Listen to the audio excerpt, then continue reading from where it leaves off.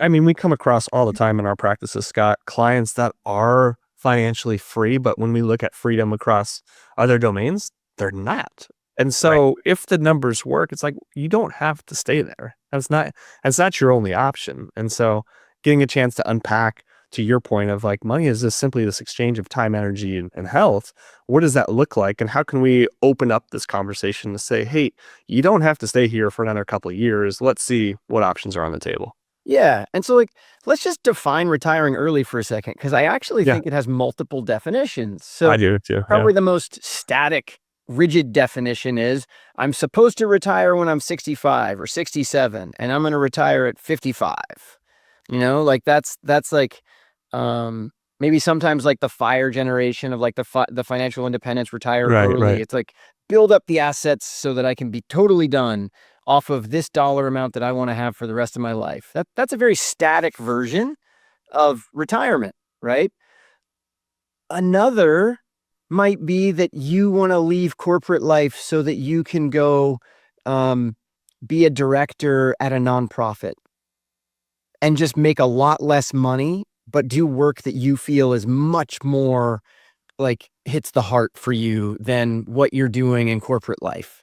Now, Absolutely. you might choose to leave to make less, but you're not going to fully stop working to reach retirement, but you're at a place where you can leave and let all the assets keep growing to be at retirement in the future. Absolutely. Yep. Yep. And you don't have that drain or that suck coming out of the account because you're still technically working. And now, again, it's a trade off, it's an exchange, so on and so forth. I've seen other clients who actually really like their job. They just don't like the hours. And they just say, hey, I want to do this on my own terms. I want to stay in my current role or some sort of limited capacity. I'm going to work to, continue to maintain health insurance benefits, but I'm going to do it on my terms. And now I'm just going to take a reduced, pay and I'm going to have my own schedule. Or, hey, I've got 30 years of experience. I know what I'm doing. I'm going to be an entrepreneur, but it's not going to be the scary, like tech one that starts out of the garage. I'm just going to take a calculated bet on myself, go get some clients and be a consultant and build my own schedule. So, Yes. I think sometimes people hear entrepreneur and they think like, whoa, I don't want to be a business owner. right. And instead it's like, well, hold on, Nick, like you've built a network of people in your Mhm. industry for 30 years. If you were at the next conference were to just have chats with them over, beers and cocktail hours of, hey, I'm thinking about doing my own thing when I eventually leave corporate life. Would you have a need for this type of work? Yeah. And you just find out who needs the help?